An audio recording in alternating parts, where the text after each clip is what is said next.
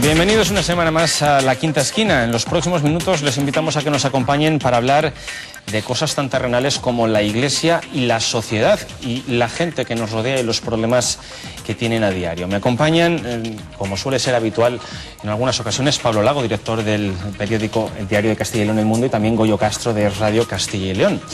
Nuestro invitado en la jornada de hoy es una de las personalidades sociales más importantes de Valladolid en los últimos tiempos. Sin duda un nombre propio en los últimos meses. Es don Ricardo Blázquez. Bienvenido a La Quinta Esquina. Muchas gracias. Usted es cardenal arzobispo de Valladolid, entre otras cuestiones, entre otros cargos. También últimamente desde Roma le han encomendado nuevas misiones. ¿Cómo lleva esta acumulación de cargos y de misiones en los últimos tiempos? Situándome. Porque mi encargo fundamental es ser arzobispo de Valladolid. Y en este trabajo ya estaba más o menos habituado y con el ritmo bien cogido. También hace un año fui elegido presidente de la Conferencia Episcopal y tuve que hacer entonces ajustes en la distribución de mi tiempo, y últimamente con el nombramiento por el Papa en el consistorio del 14 de febrero, con el encargo que últimamente me ha dado de asignarme como colaborador a la Congregación para la Doctrina de la Fe y al Pontificio Consejo para la Cultura. Entre estas tareas, pues voy como puedo. Gracias a Dios, bien. Pues en los próximos minutos vamos a hablar con usted de todas estas actividades que tiene y de cómo ve la sociedad de Valladolid, una sociedad que usted conoce muy bien porque se está preocupando de cuál es el problema que tiene cada una de las personas que acuden a pedir ayuda a la Iglesia. Vamos a iniciar un turno de preguntas, por ejemplo, con Pablo Lago. Sí, a mí me gustaría, para empezar, usted que tiene una trayectoria amplia, que yo está aquí apuntado una serie de cualidades suyas, que aparte de la humildad, la cercanía, la discreción, no le gusta lo altisonante, es conciliador e intelectualmente muy brillante. No lo digo yo, lo dicen quien más le conocen a ustedes. Ha ocupado distintos cargos, distintas responsabilidades en la Iglesia, algunas de ellas nada fáciles, algunas de ellas muy complicadas, en momentos además muy delicados en este país. Y desde esa visión de quien, pese a que está en la atalaya de la Iglesia en España, sabe estar cercano a los problemas, al territorio, a lo que le pasa a la gente. Así en general, ¿cómo ve este país? País este, que diría Forges. ¿Cómo ve la situación de este país ahora mismo? En los distintos ámbitos, porque al final no le pregunto solo por la economía, le pregunto por lo social, le pregunto por los valores, le pregunto por un montón de cosas que yo creo que van encadenados todo en función de lo que debe ser una sociedad. Es al final una amalgama de cualidades que configuran una sociedad. Yo creo que, claro, es verdad que termina de decir usted en un sentido amplio, con las diversas perspectivas. Yo quiero considerar la situación de nuestra sociedad desde dentro y también con amor. Y a veces el amor engendra en nosotros preocupaciones. Yo creo que desde un punto, digamos, general, nos encontramos en una situación que miramos el futuro con incertidumbre. Hay factores nuevos. Estoy pensando, por ejemplo, ahora han emergido partidos políticos nuevos. Todavía no terminamos de ver exactamente los apoyos ciudadanos que tienen. Es un año en que las elecciones nos van a ocupar mucho. Ya venimos desde hace algún tiempo con ellas. Es un tiempo en que no terminamos de superar la crisis que hace algunos años fue muy aguda. Las soluciones no terminan de llegar a todas las familias y a todas las personas. Hay cansancios, hay molestias, hay incertidumbres. Yo también veo que hay un deseo de, entre todos, con las perspectivas de cada uno, de poder colaborar a que nuestro futuro sea un futuro más sereno, un futuro compartido entre todos, en el que todos podamos aportar aquello que forma parte de nuestra responsabilidad en la vida social. Desde este punto de vista, yo creo que somos un país bastante culto y bastante responsable, pero con estos lastres que venimos desde hace tiempo padeciendo. Precisamente una de esas lacras es el de la corrupción. ¿Qué ha llevado, qué pérdida de valores nos lleva a una situación donde la corrupción parece que está implantada en todos los sectores y en todos los extractos? ¿Hay un culto excesivo al dinero? ¿Por ahí puede venir el origen de esta situación? Yo creo que sí. Ha surgido, bueno, se ha desarrollado de una manera, yo creo que extraordinariamente amplia y a veces muy profunda, en tiempos de abundancia, a veces con poco control en las administraciones y personas con pocos escrúpulos morales, yo creo que han abusado de la responsabilidad que tenían.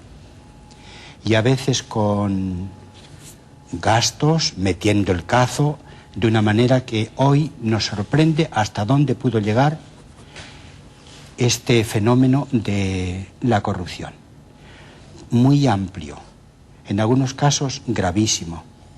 Y lógicamente, en una situación de crisis, cuando vamos teniendo noticia de estos fenómenos, nos producen una profunda tristeza y un profundo malestar. Se comprende que una familia que va sobreviviendo a duras penas y se encuentra con noticias, y además noticias con gravedad de contenido, dice, bueno, ¿pero qué es esto? Entonces, es un fenómeno grave lo de la corrupción. ¿Y ojalá podamos erradicarla. ¿Y cómo se revierte esa situación? Es decir, esa pérdida de valores, ese culto al dinero, ¿cómo se puede revertir esa situación y qué se puede hacer en este caso desde la Iglesia o qué se está haciendo? Miren, nosotros desde el punto de vista de la corrupción y de otros fenómenos, nosotros apelamos siempre a valores de orden moral. La calidad de una sociedad en gran medida se puede medir, se puede calibrar, se puede, bueno, pues escrutar por los valores morales. El respeto a la persona, el bien común como centro, la responsabilidad en el trabajo. Tenemos derecho al trabajo y tenemos obligación de trabajar. La obra bien hecha. Y todos estos valores morales, uno tiene la convicción, también desde el punto de vista social, que tienen una raíz profunda. Lo voy a decir con unas palabras de la Sagrada Escritura. El temor de Dios es principio de la sabiduría. Si a Dios le damos la espalda, si nos olvidamos de Él, si lo aparcamos, ¿cuáles son los resortes más profundos para vivir moralmente? Lo que nos da esperanza para trabajar, para convivir, para perdonar, para ser perdonados, para vivir, para morir. Yo creo que necesitamos ahondar en esa dimensión humana, antropológica, que no es añadida, que forma parte de nuestra misma definición. Nosotros no somos solo homo economicus, ni solo homo politicus, somos también homo religiosus. Y esta dimensión a mí me parece que es necesario que la cultivemos. Nos hará vivir con mayor respeto, con mayor fraternidad, con una esperanza también mayor, porque sin esos resortes profundos de la vida, cuando se mira hacia el futuro, entonces nos sentimos muy desarmados y solo apreciamos la inclemencia que pueda venir en el futuro y no apreciamos también el acicate a la esperanza para preparar el futuro. Bien, volviendo a la... Hoy me parece que se necesita profundizar en los valores morales, y los valores morales, yo hablo como cristiano, hablo como obispo, también por la percepción que uno tiene de la sociedad. Los valores morales tienen una radicación profunda y vital en Dios. Hay un malestar en la cultura, que es verdad, viene de un desempleo nulo o muy escaso para tantas personas. Hay malestar porque no terminamos de llegar, todos somos un poco más pobres que antes del comienzo de la crisis, pero hay un malestar que viene de raíces más profundas. Yo sí pensaría que, y deseo y invito a que nos paremos unos minutos a pensar también sobre esta dimensión de la vida. Decía antes que llega un periodo electoral con nuevos partidos, nuevos factores que generan incertidumbre. ¿A usted le parece que, por ejemplo, el ascenso que se presupone a un partido como Podemos puede ser perjudicial para el trabajo que día a día tiene que realizar la Iglesia, puesto que tiene unos parámetros ideológicos que son totalmente opuestos a la Iglesia, y a veces las instituciones tienen un componente fundamental de ayuda a la Iglesia, y si ellos están en esas instituciones, ¿a la Iglesia se le va a recortar algún tipo de ayudas? Mire, yo, por lo que se refiere a los partidos políticos, las opciones políticas, yo lo respeto. Lo que los ciudadanos elijan, esta es mi sociedad dentro de la cual yo estoy. Yo sí pediría a todos que estudiemos los programas que cada partido político presenta. Con el nivel de cultura que tenemos nosotros, no nos bastan 4 eslóganes, ni unos cuantos mítines, a veces con unas frases muy percutientes, pero que hay que ver exactamente qué dicen. Yo sí pediría a todos que tengamos la adultez, la responsabilidad de analizar los programas que los partidos políticos presentan. Después el resultado de las votaciones será lo que sea, y cada uno tenemos que situarnos, y también evidentemente los grupos sociales tenemos que situarnos con el resultado de esas elecciones. Pero usted también entiende, la Iglesia. Usted entiende que más allá del análisis más racional, más concienzudo, y me remito a las palabras que pronunciaba usted al principio, de que decía usted que habla con feligreses, con gente que se escandaliza porque no llegan a final de mes, o mal llegan a final de mes, o tienen dificultades, mientras ve que hay gente que se lo ha estado llevando dinero a manos llenas, dinero que incluso es innecesario, porque se oyen cantidades que y es verdad que no saben qué hacer después, cómo hacerlo, cómo defender, de gastar, es un problema también. Es una lujuria económica, por así decirlo. Eso. ¿Usted entiende que anide la rabia también en la gente, y que a lo mejor en este momento la gente no se para a ser tan racional a la hora de votar, y anide la rabia hacia quienes responsabilizan, no hacia quienes lo han hecho, pero sí al final hacia quienes responsabilizan, que son los dos partidos fundamentales de este país, los que han sido el eje de esta democracia, el Partido Socialista y el Partido Popular, con un reparto de culpas más o menos simétrica, porque en un lado tenemos a Bárcena, en otro lado tenemos los seres, es decir, no dejan nunca de escandalizarnos. Parece que nos iba a escandalizar todo, y lo de Rato, y de repente, o sea, lo de Bárcena se aparece Rato, y nunca tenemos esa capacidad de, por así decirlo, la tenemos agotada, ¿no? ¿Usted entiende que la gente pueda votar con cierta rabia también? Yo comprendo que nos enojemos todos ante estos acontecimientos que conocemos, y que haya una componente en nuestra reacción de enojo, de malestar, de indignación, que en otro momento se dijo tantas veces, pero tiene que sobreponerse a esa reacción instintiva y muy comprensible, tiene que sobreponerse una reacción de carácter racional. Porque si fuera nuestra inspiración a la hora de votar el enojo, al día siguiente de las votaciones podríamos encontrarnos con un panorama del cual nosotros somos los primeros perjudicados. Hay que superar esa reacción instintiva y comprensible hacia una reacción más adulta, más contrastada, también evidentemente según el lugar y la experiencia y los valores que uno tiene, porque votamos desde ahí. No hacemos una especie de esquizofrenia entre lo que vivimos diariamente y lo que votamos. Votamos de nuestra propia vida, de nuestros deseos, de nuestras aspiraciones. En ese sentido yo sí pediría que hubiera ese segundo momento. Que si hay un momento de enojo, que venga también el momento de serenidad y de reflexión, contrastando con otros. Sí, no seamos víctimas de nuestros enojos. Pues hablando de elecciones, estamos hablando de unas elecciones autonómicas, y hay algo que sin duda a ustedes les preocupa, y es qué va a pasar con el futuro de las clases de religión. Es una transferencia, la educativa, que está, digamos, transferida a todas las comunidades autónomas, dependiendo quién gane, y lo estamos viendo ahora mismo, se postulan unas posturas otras. ¿Ustedes, ante esto, qué pueden hacer? Sí. Mire, en el marco social, cultural en que nosotros nos movemos, el marco de Occidente, la Declaración de los Derechos Humanos, etcétera, hay un derecho que tienen los padres, es a que sus hijos sean educados según las convicciones de los padres. Y dentro de las convicciones entra también la convicción de orden religioso.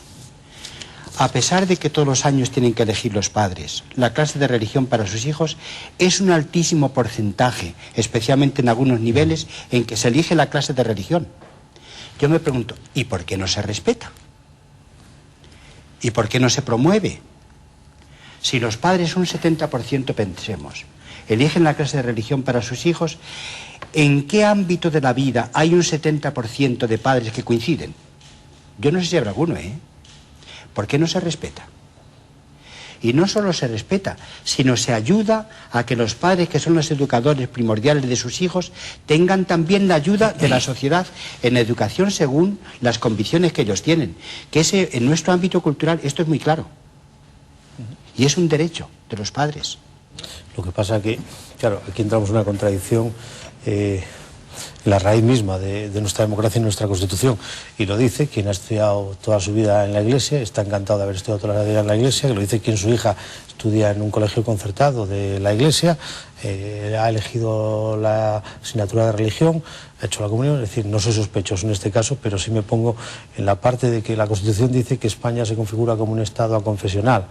Entonces la pregunta es, que seguramente se hacen muchos, yo tengo esa posibilidad de elegir, pero claro, hay mucha gente que a lo mejor dice, ya, pero la naturaleza de este Estado y de esta Constitución es aconfesional, ¿por qué esta religión y no otra religión? Insisto, quien hace la pregunta lo hace además bajo esos antecedentes. A mí me parece que esta cuestión quedó clarificada con la Constitución. El Estado es aconfesional y los ciudadanos seremos lo que queramos. El Estado no tiene que dictarnos lo que tenemos que ser y pensar y decir y hacer. Hay un bien común y el orden es también parte del bien común. Pero después usted tiene unas convicciones que contrasta con su esposa, que eligen para sus hijos una orientación, el Estado tiene que hacer lo posible. Es evidente, en nuestra sociedad no es lo mismo el porcentaje de personas que practican la religión católica que las que practican, por ejemplo, el budismo. Las minorías tienen derecho a ser respetadas, pero no pueden imponer a la mayoría una especie de común denominador. En ese sentido, el Estado que es aconfesional, el Estado no es católico. Los que gestionen en un momento determinado los poderes del Estado, sean lo que sean, tienen derecho también a que puedan vivir como personas, por tanto, con sus convicciones profundas, también religiosas. El Estado lo gestiona, lo hace posible. Si el Estado no elige la clase de religión, la eligen los padres. Y después el Ministerio, la Consejería de Educación, es la que hace posible que esa manifestación que los padres han tenido sea respondida. Porque los padres tienen derecho a que sean respondidas esas decisiones que ellos han tomado en el campo de la educación de los hijos. Yo creo que necesitamos distinguir claramente. El Estado es aconfesional, pero la sociedad no es aconfesional. Es pluriconfesional. ¿Y ustedes, es pluriconfesional. ¿Y ustedes temen por el futuro de los centros que están dirigidos por órdenes religiosos? Mire, estos centros, que ya tienen una experiencia larga entre nosotros, yo creo que fue una solución buena. Una solución buena. Estos centros tienen que tener un nivel que desde las autoridades académicas del Estado y la comunidad autonómica van determinando. Tienen que atenerse a esas exigencias en el profesorado, en los programas, en el tiempo lectivo, en la organización de la educación, etcétera. Tienen que atenerse. Pero los centros concertados tienen derecho, eso está reconocido también por sentencia del Tribunal Constitucional, tienen derecho a tener un ideario que no puede ser avasallador de nadie, pero los padres saben que cuando piden que su hijo sea admitido en tal sitio, ya saben que es un colegio que tiene estas características y tiene derecho a tenerlas. Pero evidentemente el colegio no tiene el derecho a que tenga que enviarle el Estado tales padres o con sus hijos. A mí me parece que necesitamos profundizar en la libertad y en las condiciones de la libertad. Y hay muchas veces que uno dice, hombre, pues aquí la libertad de que, bueno, alardeamos tanto y podemos alardear de ella, y dice, tenemos que ser consecuentes, ¿eh? Hay libertad, debemos vivir con libertad, respetarnos unos a otros en la libertad recíproca. Hay deberes y hay obligaciones y hay derechos. Convivamos. El marco de la convivencia tiene que estar en gran medida regulado por una libertad que tiene que armonizarse la libertad de uno con la libertad del otro, porque si no sería vasallar. Y la libertad de un grupo con la libertad de otro grupo legítimamente reconocido en su existencia y en su posibilidad dentro de la sociedad. Tenemos que profundizar en la libertad.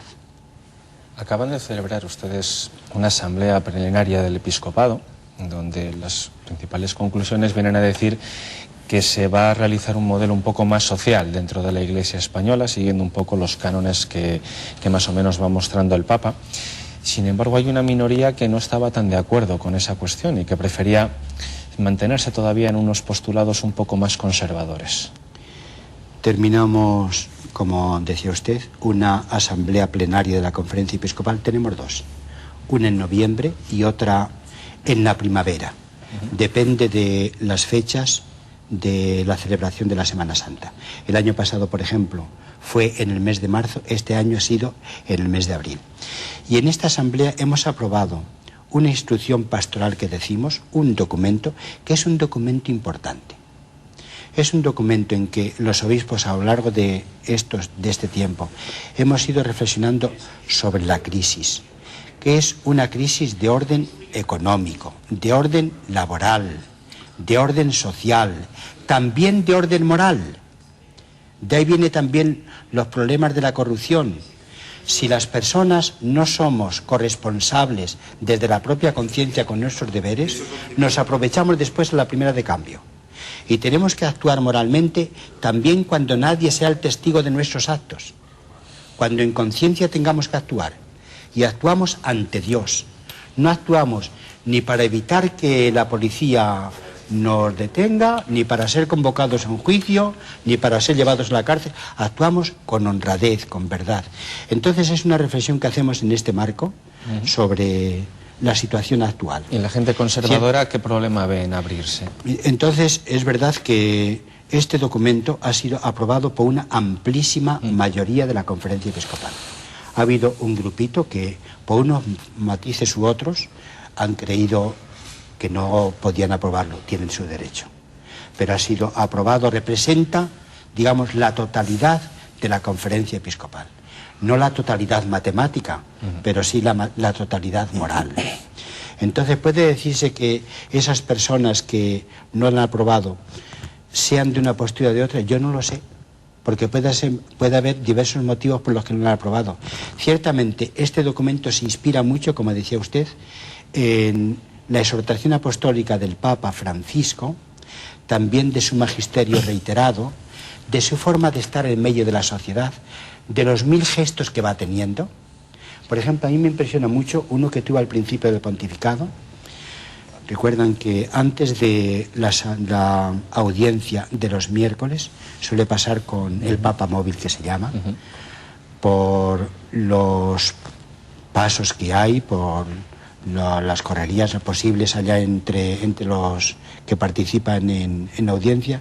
Habían acercado en una ocasión a un señor de una cierta edad a la valla, que tenía una enfermedad de la piel, le había desfigurado tremendamente el rostro. Yo no he visto un rostro más desfigurado que aquel. Y entonces el Papa bajó del coche, se acercó a aquel señor y lo abrazó. Eso es un gesto precioso, que recuerda muchísimo el abrazo de San Francisco de Asís al leproso. Esto lo hace el Papa. No se trata simplemente de decir, de reivindicar, de anunciar la doctrina cristiana, sino también en la concreción, en la vida concreta de cada persona, en el acercamiento a cada ciudadano, que haya esta postura que nace del corazón de fraternidad y de manifestación de una estimación positiva de la persona y de un querer a la persona. Sí, le iba a preguntar si tiene constancia de si le está costando mucho al Papa acostumbrar a una estructura tan estática en anteriores ocasiones como es la Iglesia, a que se abra a estos procedimientos. Cuando se trata de un grupo muy numeroso, pensemos la Iglesia Católica, los procesos tienen relativa lentitud. Y ahora los procesos son más rápidos precisamente por los medios de comunicación. Enseguida se difunden. En otro momento se necesita meses, hasta que llegara la noticia. ahora somos contemporáneos. Entonces, es verdad que un cuerpo muy numeroso, también con sus lentitudes, todos tenemos nuestras lentitudes, y con el paso de los años nos hacemos más lentos para reaccionar. Es verdad que tiene que superar seguramente resistencias, quizá renuencias, quizá incomprensiones, pero que vaya adelante, que vaya adelante. Lo que dice usted ha entendido perfectamente el mensaje del Papa acercándose a ese anciano con el rostro desfigurado. La prueba es usted que está aquí, que está en una televisión, ha tenido una tertulia de una televisión de pueblo, de una radio de pueblo y de un periódico de pueblo, en este caso el pueblo del que usted es arzobispo de Valladolid. Lo digo porque eso es un buen ejemplo también, lo que está usted haciendo hoy aquí. Sí, la cercanía, atender, además sin ningún tipo de cuestionario, para el que no lo sepa, les lo digo yo, claro. El telespectador, ha venido usted aquí, se le ha invitado y ha venido, no ha pedido ni cuestionario ni absolutamente nada, estamos hablando aquí, se está enterando usted de las preguntas que le íbamos a hacer ahora mismo sobre la marcha. Ahí me parece que es muy importante el que cada uno, en nuestro trabajo, en la misión que tenemos dentro de la sociedad, que procedamos con autenticidad, no para que nos vean, no para producir imagen, con autenticidad. La imagen será resultante de la actuación auténtica. Y si no, sería una imagen de encubrimiento. Seamos honrados. Hablemos y actuemos y digamos lo que creemos que tenemos que decir con autenticidad. Hablaba usted al principio, se ha referido varias veces a la crisis. Supongo que usted es consciente, ¿no? Como es consciente la Iglesia, por eso ha dado un giro hacia el nuevo Papa, hacia unas nuevas formas, de que ustedes también como institución están sufriendo una crisis, igual que otras instituciones, en todo el orden, es decir, una crisis de afines, de fieles, y entendemos todos que en ese sentido han elegido al nuevo Papa, que está imprimiendo una nueva forma de transmitir la Iglesia, como usted dice, no solo con la teología, no solo con la moral, no solo con la doctrina, sino también con los gestos y con la cercanía a la gente, abriéndose. ¿Usted es consciente o es consciente de que usted es un ejemplo muy claro? Además, el Papa le ha elegido a usted por algo, porque para mí es una sorpresa. Entiende una perfectamente. Sorpresa. Para usted sí, pero para el resto no ha sido una sorpresa. Entiende usted perfectamente lo que transmite, pero la pregunta es si el resto de sus compañeros de otras diócesis han entendido ese mensaje, porque la sensación que tenemos, la sensación que tiene la sociedad en muchos sitios, es que no han entendido ese mensaje. Y es más, que incluso algunos se han encastillado precisamente en sus posturas férreas o estáticas de las que hablaba antes Óscar. Yo eso no podría decirlo. Yo no tengo la capacidad para ir enjuiciando la vida y las convicciones y los gestos de cada persona. Yo sí puedo decir que como Conferencia Episcopal sintonizamos profundamente con el mensaje y con las actitudes del Papa, profundamente. Evidentemente cada Papa imprime en el ejercicio de su ministerio también su trayectoria anterior, su forma de ser, su preparación, es evidente.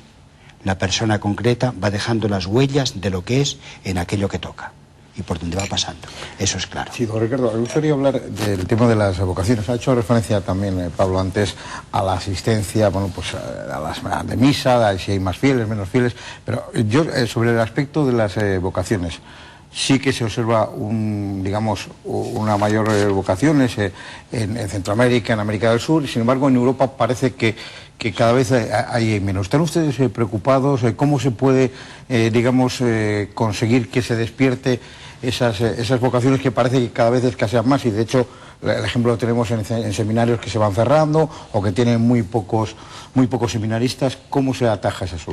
Pues es verdad que tenemos una carestía de vocaciones, es verdad.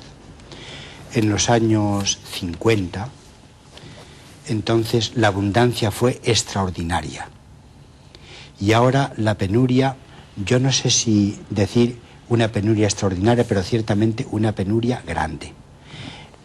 Dice usted, en los seminarios, en las comunidades de vida religiosa, tanto de vida apostólica como de vida contemplativa, es verdad. El clero, uno de los estudios que hemos tenido, preparado por la Comisión del Clero, y hemos convertido en un tema de reflexión y amplia en la plenaria que terminamos ahora, la semana pasada, ha sido precisamente la de la atención de los servicios pastorales fundamentales a todas las comunidades cristianas. Y nos encontramos con dificultades, es verdad. Claro que estamos preocupados por ello.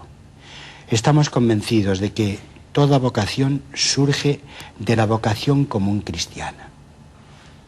Un matrimonio cristiano, un sacerdote, una religiosa carmelita descalza, estamos en el centenario de Santa Teresa de Jesús, una religiosa o un religioso, de La Salle y de otras.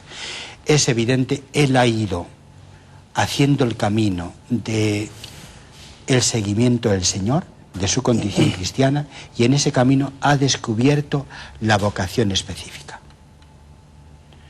Por ejemplo, dos jóvenes, si hoy en nuestra cultura, en nuestra sociedad, quieren celebrar su matrimonio cristianamente, eso no surge por generación espontánea.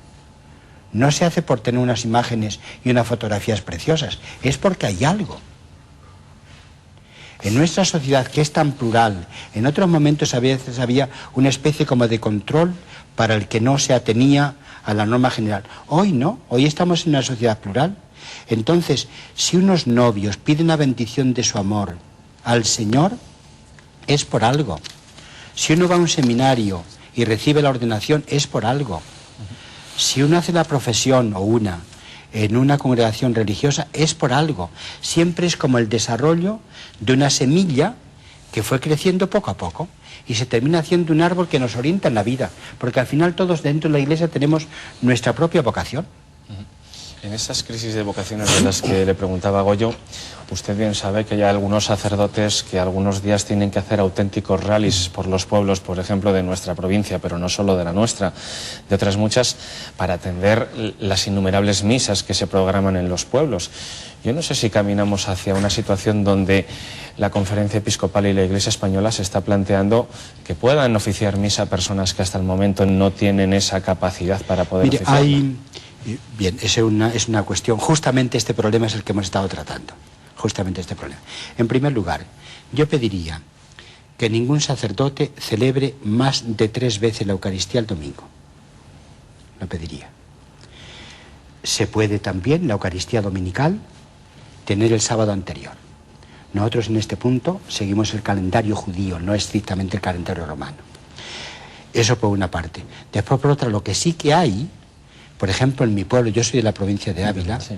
En mi pueblo hay algunos domingos en que no va el sacerdote y entonces tiene la asamblea dominical en ausencia de presbítero. ¿Y qué es lo que hacen?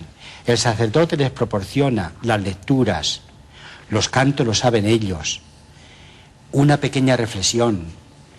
¿Pueden también distribuir la comunión? Alguien responsable que distribuya la comunión. Eso es una asamblea dominical en ausencia de presbítero. Y esto sí se está dando. Sí se está dando. Y seguramente, teniendo en cuenta la penuria y el horizonte no luminoso todavía por lo que se refiere a las vocaciones, esperemos que sea más luminoso pronto. Pues tendremos que multiplicarlo. También es verdad, ¿saben lo que nos ocurre? Es que nuestros pueblos, tantos pueblos están quedando, especialmente en el domingo, ya ven ustedes. Entonces pedimos también que se vea la celebración de la Eucaristía por televisión, que es un buen servicio. Por ejemplo, para enfermos, ancianos, es un buen servicio. El que se presta, el prestan ustedes los medios de comunicación social. Comentaba usted antes, hacía referencia al 5º centenario de Santa Teresa. Le voy a decir una cosa, que no venga el Papa a España, con lo que es España para la Iglesia, el 5º centenario de Santa Teresa, y voy a explicarme, no es cualquier centenario, es decir, hay que pasar otros 500 años para que se produzca esta efeméride, de seguramente, sin duda, la segunda figura femenina más importante del catolicismo y de la Iglesia. Y además el presidente de la Conferencia Episcopal de España es un abulense. Me parece fatal que no venga el Papa al 5º centenario. Se lo digo, sinceramente, se lo digo como castellano y leonés, porque además por lo que supondría para Castilla y León la presencia del Papa y la ilusión que se había puesto, pero además por todos esos alicientes que le he incorporado a usted. El que sea el presidente de la Conferencia Episcopal Abulense es un argumento con mucho valor. Bueno, el AVE llegó en todo a Sevilla, caso, es verdad que sentimos todos un poco de disgusto. esperemos en otro momento que pueda venir. El Papa prefiere, y en este sentido yo creo que va en la línea que va marcando lo que antes nos referíamos también, él prefiere visitas a lugares o más distantes o que presentan, digamos, él ha hablado de periferias existenciales. Y hay periferias existenciales, por ejemplo, pues fue a Lampedusa y no ha venido a Ávila. ¿Y por qué fue a Lampedusa? Todos recordamos bien. Por el problema de la inmigración. Desde el punto de vista de su ministerio en medio de la Iglesia de la Humanidad, ¿cuál resultaría más relevante como viaje? ¿El de Lampedusa o el de venir a Ávila? Hombre, yo soy abulense, yo no voy a decir mucho en contra de... Pero comprendo que tenga razones para decir, mira, pero no es incompatible. Con esta limitación de tiempo... Le estoy refiriendo a una efeméride, insisto, que hay que esperar otros 500 años. Pero no cree que ha influido también los asesores, sobre todo, el tema de la situación política, la proximidad de unas elecciones y que alguien lo pueda instrumentalizar a favor, en contra, decir... Eso algunos lo dijeron, que en un año con tantas convocatorias electorales... Teniendo en cuenta cómo funciona la diplomacia en la Santa Sede. Lo que a nosotros nos han dicho es que solo ha sido motivos de agenda. Solo. No motivos de carácter político. Terminamos ya aquí su presencia con nosotros. Simplemente quería preguntarle una última cuestión antes de terminar. Al hilo de todos estos cargos que está acumulando en los últimos tiempos, se especulaba, se abrió un debate sobre si Valladolid necesitaba un obispo auxiliar. ¿Nos lo puede usted aclarar un poco? Pues mire, yo estoy pensando si se necesita o no. Porque yo siempre he dicho, y también lo digo ahora, yo no quiero que otros cargos que me han encomendado repercutan negativamente en el servicio pastoral que yo debo a la diócesis de Valladolid. Porque para mí el encargo fundamental es justamente ser arzobispo de Valladolid. Todavía no he podido verlo, porque no sé exactamente lo que me va a exigir de dedicación esa asignación a las congregaciones romanas. No sé todavía. Pero en todo caso, como principio, yo quiero, bueno, pues estar en Valladolid, servir a la diócesis de Valladolid, que es la diócesis que me han encomendado. Y este es mi primer encargo. Perfecto, pues con esas palabras nos quedamos y esperando cuál es la última resolución, una vez que analice cuál es la ocupación de la agenda que le va a llevar a cabo esos próximos cargos. Esperaremos noticias por parte del Arzobispado de Valladolid. Sí, ya lo diremos a tiempo, les tendremos informados. ¿Qué movimientos hay? Todavía no está decidido. Perfecto, muchísimas gracias por su presencia, Ricardo Blázquez, aquí. Muchas gracias por la en la Quinta Esquina. También un saludo a Pablo Lago y a Goyo Castro. Y nosotros les emplazamos a que sigan con nosotros para escuchar entrevistas tan interesantes como estas la próxima semana. Hasta entonces.